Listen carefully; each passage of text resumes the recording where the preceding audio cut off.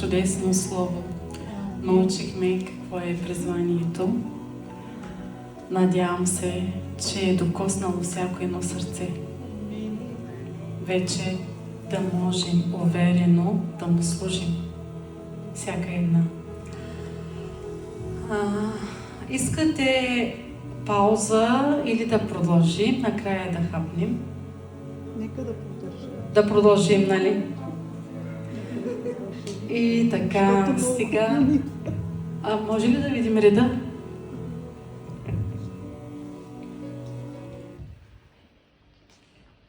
Можеш и без да спираш. Сега е сестра Жана с... Няма да знам, първо да сменим очилата. Не сме на години вече. Жената в сянка, но с ключова роля. Сега ще разберем какво е жената в сянка, но с ключова роля за Божието дело. Да, дете, благословение. Моя глас е по-гръмък. Да, ама, да знам, да. Както да е, значи нещо, ако вземе да пищи микрофона. Не. Така, бъдете благословени, всички сте прекрасни. Преди да почна, аз искам всяка една жена да се изправи. Така, прекрасни сте всички. И всяка да прегърне сестрата до себе си, да каже, охаеш на Бог. Амин! Прекрасни сте! Ела да прегърна, ела! Една на друга. Охаеш на Бог. И кажете една на друга, изглеждаш прекрасно. Всички сте толкова красиви. Да, просто сте превъзходни. Може да седнете, благодаря. Това, което каза сестрата, значи толкова и притеснена, вижте как говори, пък камо ли, когато се отпусне, Бог да те благослови. За призванието и за това, за срамежливостта, толкова бях срамежлива. Значи на село бабките така сядаха вънка, мене ме беше срам да мина, защото ще ме заговорят и ще кажат: Жана, какво правиш, бе, какво прави това ще? До такава степен. И сега ме вижте къде съм, къде ме докарам. Да говорим. Така че цялата слава да бъде на Него. Призванието. И на мен Бог ми каза, ще говориш, аз не, как ще говоря? Срамежливата Жана ще говори. Това е абсурд. Пасторите казват, призвана си Жана, ще водиш домашно служение. Аз няма да водя домашно служение. Господи, ти ми потвърди. Пускам телевизора и една проповед. Призван си да служиш! Случайност. Махам. Откъде на къде ми звъни една братовчетка, с която не сме се чули много години. И така, взехме да говорим за Бог. И тя каза, Жана, трябва да ти кажа нещо. И Бог ми каза да ти кажа, че си призвана. Викам, глупости, бе. Не можеш, втори път ви се отвър. Не. Всеки казва призвана, отивам на домашно служение и викам, не, ще оставя друг да говори. Не, Жана, малко пасувай сега, стой. И всеки седи и така. Никой не говори. Добре, призвана съм, признах си го. И не знам докъде. И щом Бог ме доведе тук, моята срамежливостта вече няма. Вече е това. Бъдете благословени. Така, какво ми даде Бог на мен? Ми даде жените в сянка, но с ключова роля. Повечето казват, че жените не могат да слушат. Жените трябва да мълчат. Жената не може да бъде призвана. Това го няма за радост при нас. Ние, жените, сме помощници на мъжете. Това да не го забравяме. И мъжът е глава на семейството. Ние трябва да слушаме мъжете си, трябва да се покоряваме и трябва да сме единни. Когато мъж и жена паднат на колене и се молят, такава сила няма. Няма. Така, днес искам да ви говоря за жените в сянка. Не за жените, които всички виждат, които са отпред, като нас, които са взели микрофоните или хвалители. А за жените, които обичат, но служат тихо. В сянка. Жени с деца. Жени с тежести. Жени с невярващи съпрузи. И жени, които си мислят, аз не правя нищо за Бога. Но днес искам да ви кажа, че това не е така. Ти даваш много. Искам да ви кажа моята история. Аз почнах във вярата, понеже имам болна дъщеричка. Влязах във вярата, дойдох при Господа, защото исках дъщеря ми да се изцели. Не дойдох при Господа от любов. Ходих за изцеление. И какво? Дай ще събирам брати и сестри. Ти ще събираш брати и сестри. Но мъжът ти иска ли? Мъжът ти ще ти позволи ли? Не, аз съм се съсредоточила върху изцелението на дъщеря ми, защото чух за един Бог, който казва: Исус изцелява. Събирам ги в нас, прибира се мъжът ми, пиян, брата и сестри в нас, няколко семейства, прибира се мъжа ми и все пак познаваме мъжете си, още от походката, още от погледа, какво ще каже, какво мисли. Седна Тос. Коста, нищо е беци за Бога, детето ни ще оздрави. О, детето ни ще оздрави от тези хора. Има си лекари, има си това. Следващия път каза: не ги искам тук, да се събират където щат. В нас няма да се събираме. Аз как да кажа на братите и сестрите: следващата седмица не идвайте в нас? Дойдоха пак. Дойдоха. Моя мъж пак ме гледа. Аби сега отидат хората, ще да идя виж какво ще става. Слава на Бога, наистина нямах такова, в семейството ми няма такова насилие от мъжа си, не съм го виждала. Благодаря на Бога. Но има мъже, които го правят. Така. Пър, има да мърмори. Така, седна Тос, помня братята бяха пуснали един филм за Исус и то се загледа. Сложи си стола, пак пиян. Моя мъж обича да пие. Така, седна Тос и гледа. Исус, за първи път гледна, че това става сестри мои някъде 94-та и 5-та година. Изкарахме вънка телевизора и гледаме филма за Исус. И гледайте сега какво става. Може би брата го усетил. И нали всеки си дава дарение. Така. И брата каза, и тогава бяха някакви 3-4 лева там събирахме. Всеки си дава стотинката. Нямаше. И брата каза така: Жана, тъй като сме във вас, събираме се във вас, нека каза тези 3-4 лева там каквото е, нека да остана тук все пак на телевизор пускаме, за един телевизор. Веднъж седмично. То не е постоянно. Човека си идваше с китарата, брата. Да останат тези пари, каза тук на вас. Абе, брат, аз не искам парите. Какви пари? Не, каза Жана, да останат. И мъжът ми да ни съгласи църквата да става в нас, понеже брат оставил те 3-4 лева.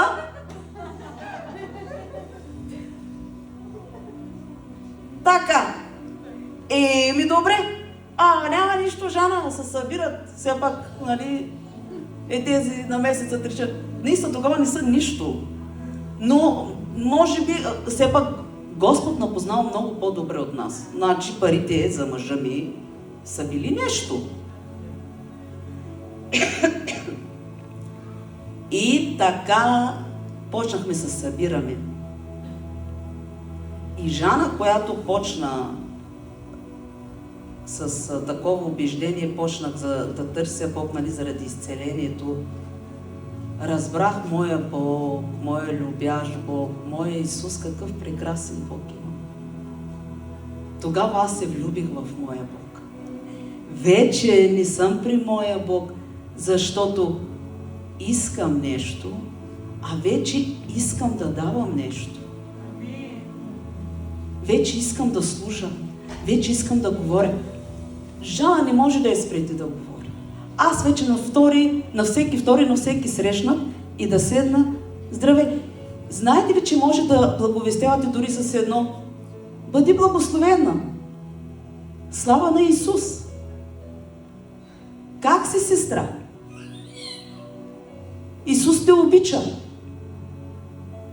И с такава една дума дори можете да говорите за Исус.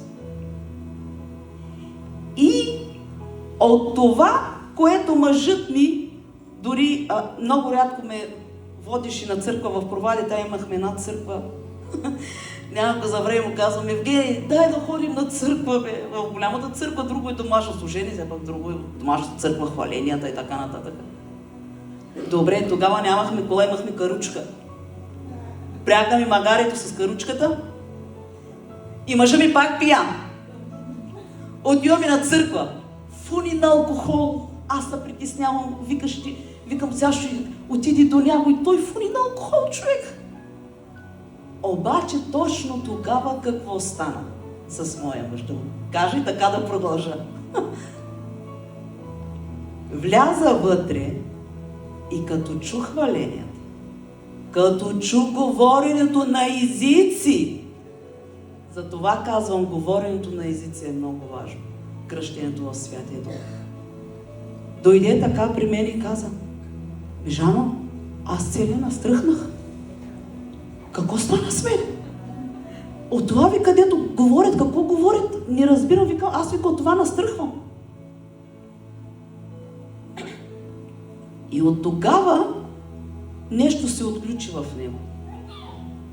От тогава мъжът ми не е спирал да ме води на църква, или да ме изпраща на църква, или да пречи на служението. Сега, казвал е молитва на спасение и казва, че не е вярващ, обаче какъв невярващ, ще ви кажа. Той ще дойде на църква, той ще помага, той ще вози хората, той ще даде дори от джоба си, ще отиде, ще купи вода на църквата. И казва: аз не съм вярващ. Не осъзнава, че служи на Бога. Това е моя Бог.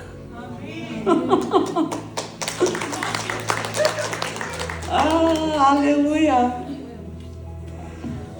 В 1 Йоан 4:19 се казва: ние го любим, защото Той пръв ни възлюби.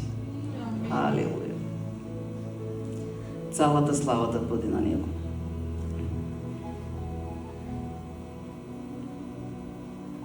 И разбрах нещо много ценно, че служението започва от сърцето, сестри. Бог вижда в сянка. В Матей 6:6 се казва: Отец, който вижда в тайно.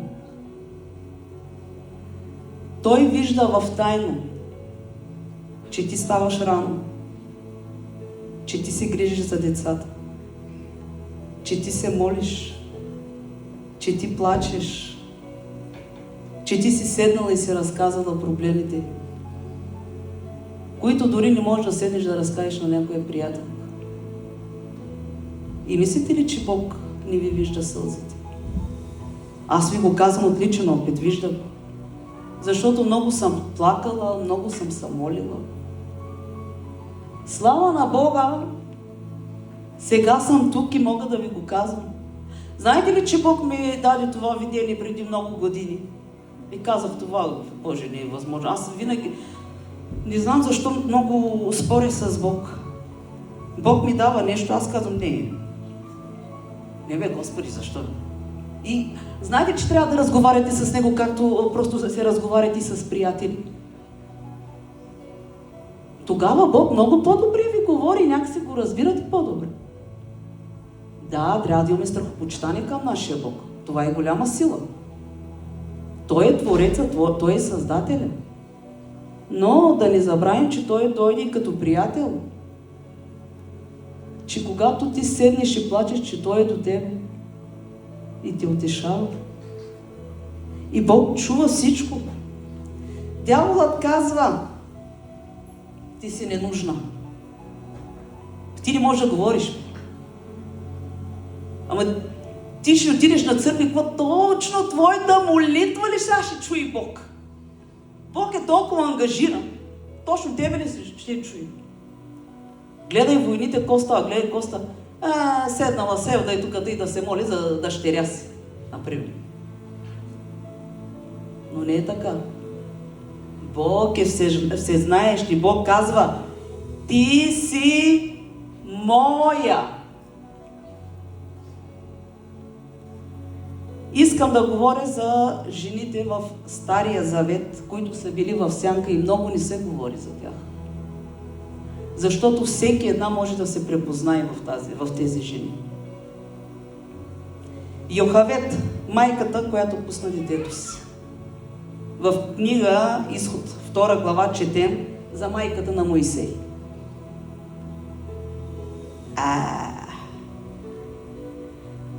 Фараонът беше заповядал всички момчета да бъдат убивани. Представете си страха й. Тази майка и крила детето си. 3 месеца. После какво прави? Става, изплита една кошница и пуска го в реката. Айде, всички сме майки или ще ставаме бъдещи майки. Лесно ли да оставиш детето си в реката? Река Нил? Че там има змии, крокодили и най-различни работи. Представете си, поставете се на мястото сега на тази майка. Това не е отчаяние, това е вяра. Тя с вяра поставя това бебе вътре. И какво прави? Го поверява на Бог. Така и ние с вяра трябва да поверяваме децата си, грижите си на Бог.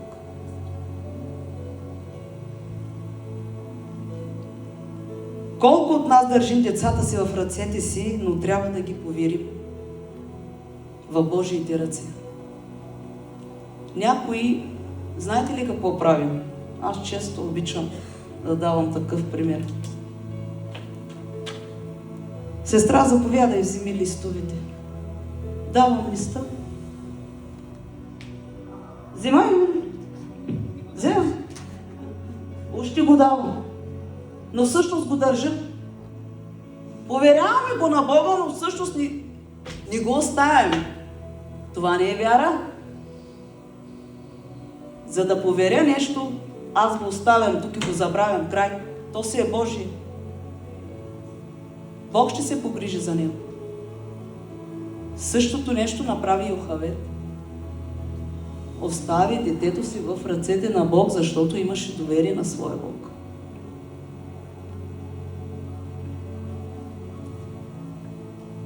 Всяка молитва на детето ти е служение, всяка сълза е видяна от Бог. Всяка молитва. Всяка майка, която се моли за детето си и после го възпитава в служение на Бога. Това е най-голямото служение, знаете ли? Възпитала е дъщеря си в Бога. Сега е застанала пред Бога. Възпитаваш синовете си в Бога. Чрез него може да се спасят хиляди по хиляди. И от кого е това служение? Бог е помазал теб, за да служиш в това семейство, за да можеш да порастиш синове и дъщери за Бога. Това е едно от най-големите служения. И после казваш, ама аз не правя нищо за Бога. Как да не правиш?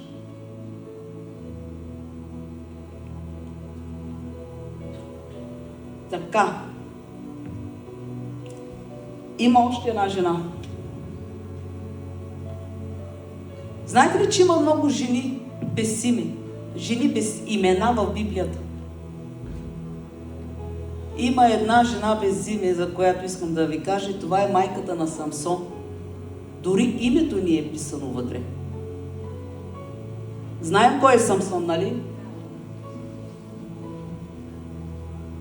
Силата, косата. Вау! Гледайте, жени, какви мъже раждаме. И ангелът Господи ни се явява и казва, че ще роди син, отделен за Бога. Тя няма сцена, няма призвание, дори името й не е записано, както казах. Няма име. Но тя възпитава Самсон. Небето знае името й. Може би хората не знаят твоето служение, но Бог знае. Защото Бог го вижда. Другата жена, слугинята на Нееман, малката слугиня, която казва една дума в 4 глава на царете, не, 4 книга на царете, 5 глава. Има едно малко момиче, пленница, рабиня. Без значение в очите на хората, но тя казва: да беше господарят ми при пророка. Една слугиня. Тогава слугините в тогавашно време са нямали право на глас. Откъде на къде слугинята ще отива, ще говори на господаря? Нямала право. Но тогава тази слугина се осмелява и отива, казва: ако беше отишъл господарят ми при пророка. И този господар отива при пророка и влиза във водата и излиза и се изцерява. Така че понякога една ваша дума е достатъчно. Не е казано, че трябва да излезете отпред и да изнесете цяла проповед. Една дума, една стъпка и променя всичко.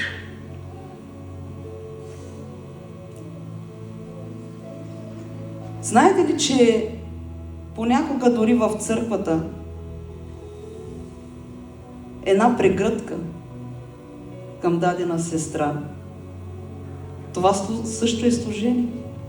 Или да отидеш и да кажеш: сестра, може ли да се помоля за теб? Това също е служение.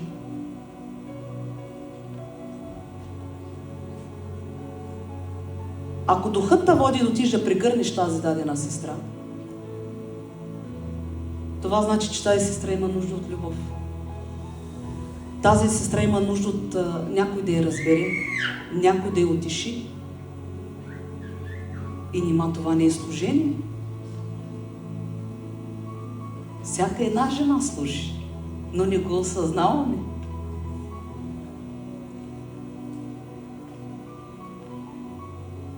Рут. Вярност в труден сезон. В книгата Рут четем за една вдовица, чужденка, бедна. Тя може да се тръгне. Може да каже на свекърва си: няма мъж, аз какво да правя при тебе? Ще се прибера в бащиния си дом. Но тя каза: твоя народ ще бъде мой народ. И твоят Бог, мой Бог. Тя остана вярна. И чрез тази вярност стана част от родословието на Христос. Понякога служението ти е просто да останеш вярна, когато е трудно. Да останеш вярна дори когато е трудно. Когато мъжът им те пуска на църква, когато става някакъв голям проблем с децата. Има много жени, които семейството им става върху тях и казва: не, няма да служиш. Има много мюсюлмански семейства,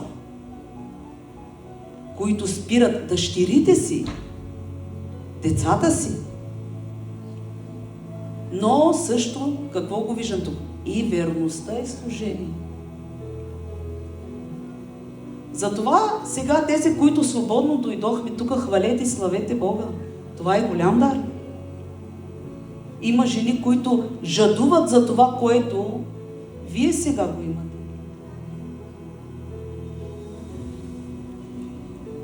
Жената, която спаси Давид, мъдростта на Авигея. В първа книга на царете, 25 глава, четем за една жена на име Авигея. Мъжът и Навал обиди Давид.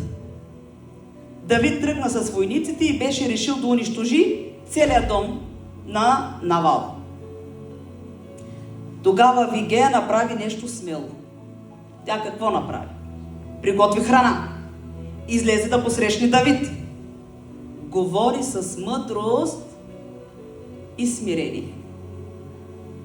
И Давид призна: благословен да е Господ, който ти изпрати днес да ме посрещнеш. Една жена, една мъдрост и беше спрян гняв, който може да донесе голямо зло. Така, стигаме до това. Знаете ли, ние понякога жените сме малко бъбриви. Не знаем понякога какво говори. Трябва ни малко мъдрост. Затова нека си искаме от Бог да бъдем мъдри. Когато мъжът се гневи, и ми спри се малко устата и ти. Понякога жените обичаме да се доказваме: аз съм нещо повече от тебе. Не дей, Библията казва, жената трябва да е смирена. И права да си в момента. Мъжът се е ядосал. Спри се. Седни. Помоли се. Ако ти му отиваш контра, първото, което е, нищо не те ползува. Второто, което е, ще стане човека в яда, так, едно-две, правят го. Мъже са. Все пак има мъже, които искат да се докажат, не съм мъж, които искат да се докажат. Да. Така че, жени, мъжете се ядосват. Покажете любов, покажете мъдрост, покажете смирение. Нека да угаждаме на мъжете си. Понякога мъжът се прибира от работа. Жената е вкъщи. Добре, има работещи жени. Знаете ли, жените наистина, от жените повече някак се го даваме. Мъжете, които го ценят, нека бъдат благословени, защото има жени, които работят, идваш вкъщи и пак работа. Пак да готвиш, да чистиш. Има мъже, които помагат, има мъже, които ни помагат. Но да кажем, мъжът се е прибрал от работа. Ядосал се нещо на работа човека, не можа да го изкара, влиза доста намръщен, пър. И се представете, и жената почва: ко стана, бе? Що ме викаш, бе? На мене що викаш? На мене кой таковаш? И почва: какво разбирателство? Къде е Бога? Бог какво казва? Да има мир в семейството, да има любов, разбирателство. И ми слушай го.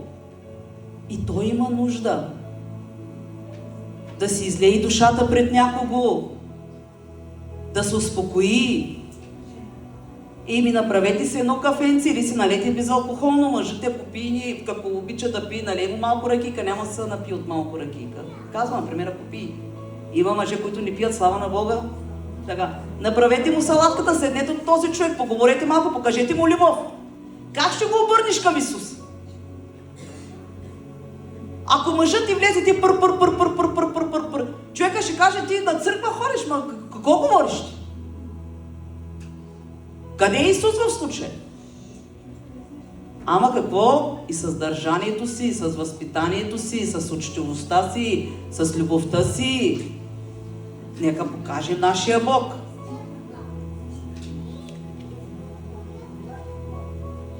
В Евангелие според Лука 2 глава четем за Ана. Тя не просто чакаше, а служеше. Вдовица, години наред в храма, с пост и молитва. Това е ключът. Нима мислите, че вашия пост и молитва не е служение? Жената вкъщи, когато пости и се моли, нима не е служение? Представи се, ако спреш да се молиш, какво става? Ако спреш да постиш, какво става? Всичко рухва. Без молитвата, без постене няма живот. За една християнка, за един християнин. Така ти се доближаваш до Бога. Така ти се сближаваш с Бога. Така ставаш приятел с Бога. Така можеш да му говориш на ти. Когато се сприятеляваш с някого, му говориш на ти, но когато отиваш да се запознаеш с някой, когато не познаваш, му говориш на вие. Здравейте, как сте? Добре ли сте? Благодаря. А когато се приятел, о, здрасти, как си? Сестра, много ме липсваш, прегръщаш. А за да дойде Исус да те прегърне, да седне до теб, той заден винаги е с теб, ама ти не му позволяваш. С това твоето държание, с този вирнат нос, ти си голямата работа.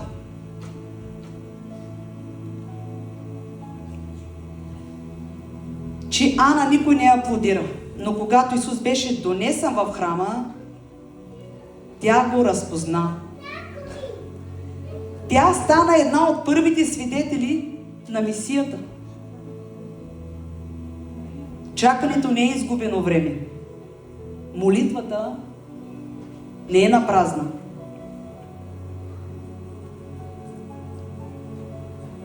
От Новия Завет жените никак не са били пасивни в Новия Завет. Жените, които служиха на Исус, в Евангелие според Лука 8 глава, от 1 до 3 стих четем за Мария Магдалена, Йоанна, жена на управител на дома на Ирод, Сусана и много други. Там пише, че те му служиха с имота си, финансова и материална подкрепа. Тези жени. Това означава, че някой е готвила, че някой е перяла дрехите им, че някой е кърпала скъсаните им дрехи. Тогава са нямали като нас по 20 чифта дрехи и пак казвам, че няма какво да носи. Някой е носила храна, някой е приемала жени, които идват на изцеление. Тълпи са вървяли след Исус. Имало и жени, имало и деца. Какво мислите? Никоя ли жена не е отивала до някоя друга жена, след като е получила освобождение, след като е получила изцеление, да я прегърне, да я утеши? Както каза една от сестрата, говори за жената с кръвотечението. След като тази жена е получила изцелението си, какво мислите? Никоя ли жена не е отишла при нея, не е прегърнала? Не е плакала с нея, не се е радвала заедно с нея. Толкова много ученици и така нататък. Тази грижа според вас, кой се е грижил за тези? Ние гледаме само хората на преден план. Вау, Сев да служи, Жана служи, другия служи. Ими тези, които идват, както каза сестрата, които оправят микрофоните. Еми тези, които са молили цяла седмица служението да върви добре.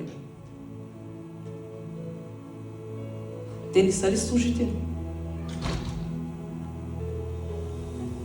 Всички служим.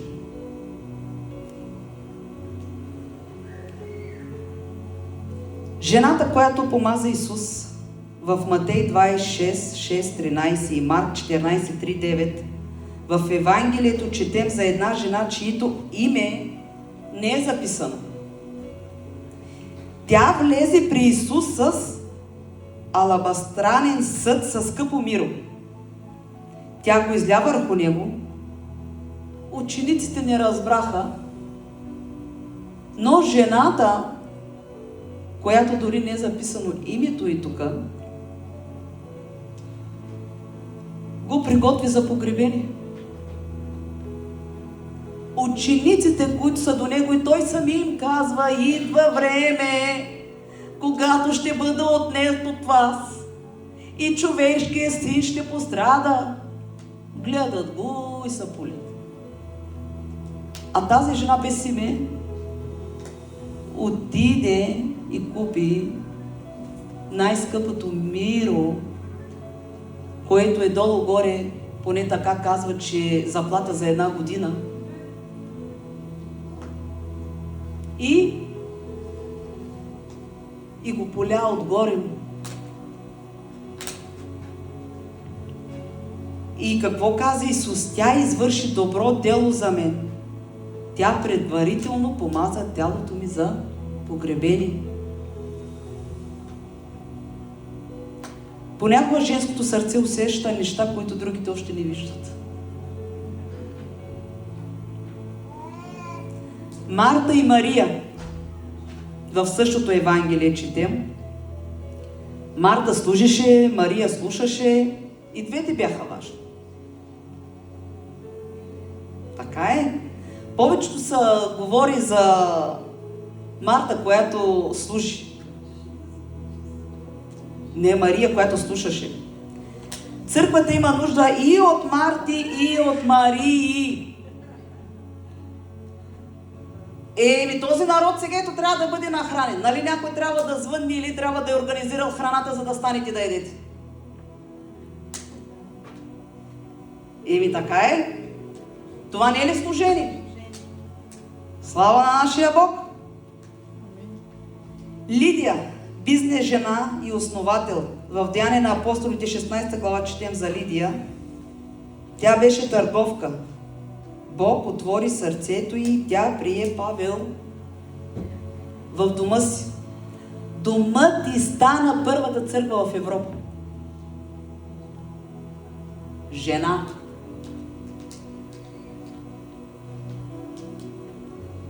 Жена, домакиня, бизнес жена. То направо жените сме наистина.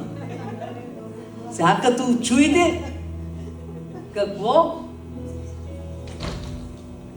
Прискила учителка. В същата книга и в посланието четем за Прискила. Тя и съпругът и Акила получават Аполос по-точно в пътя Господен. Забележете, че Библията понякога поставя нейното име преди съпруга й. Тя не беше пасивна, тя беше учителка. Защо го казвам това? Защото повечето казват, че жените трябва да пасуват, да просто отиди седни си там на задника и толкова. Но Библията не ни казва така. Вижте колко примера ви дам. Библията казва, ти си важна. Ти можеш да служиш. Ти служиш, като почнеш от дома си до учение. Да станеш и учителка. Същата глава Павел споменава за Юния. В някои преводи е Юлия. той казва, че бележита между апостолите. Това показва, че в ранната църква жените са имали значима роля. Невидимото служение искам да си представим и идва жена на изцеление при Исус. Както казах, мислите ли, че никоя жена не е прекърна?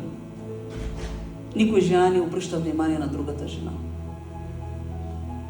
Това, което правим в днешно време, сега когато отиде някой да се моли за някоя сестра, как веднага отиваме сестрите? Водичка ли ще й дадеш и това? Прегръщаше, добре ли си сестра ми? Как се чувстваш? Същото са го правили и тогава.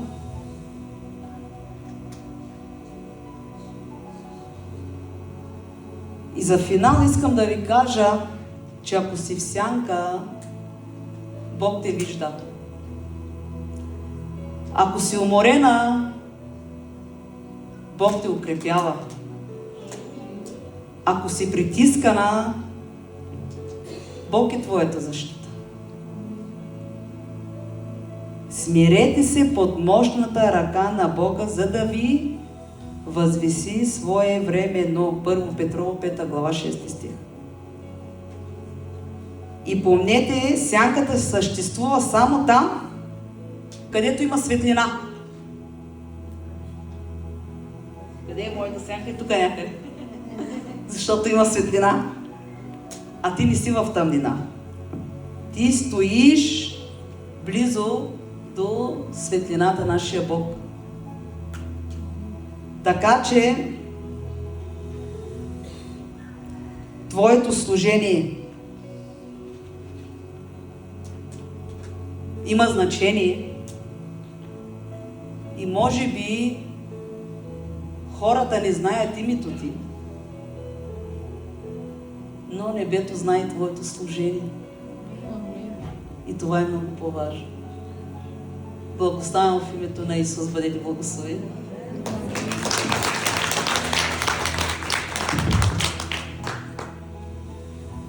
Бъди благословена, сестра.